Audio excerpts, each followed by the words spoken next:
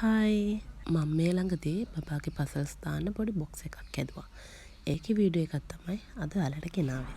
Cardboard පෙට්ටියකින් තමයි මම මේ බොක්ස් එක හදාගත්තේ.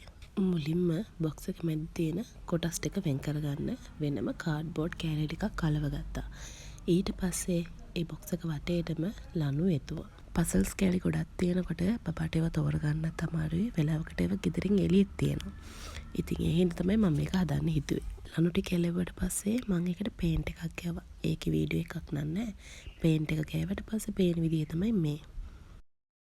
පේන්ට් එක හොඳටම වෙරුණාට පස්සේ පසල්ස් ටික ඔක්කොම වෙන් කරලා බබත් එක්කම තෝරගත්තා. බබත් ඒ වෙලේ ගෙදර ඇවිල්ලා හිටපු හින්දා එයා මට උදව් කරා.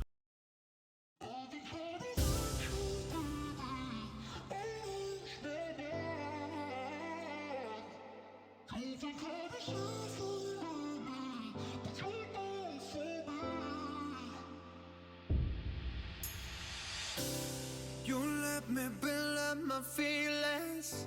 You shatter them quickly. I let you.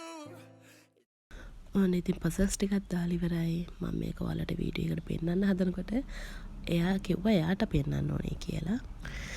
එහෙනම් ඉතින් ගිහින් එන්නම්. ඔයාලා හැමෝටම සුබ දවසක්. බයි.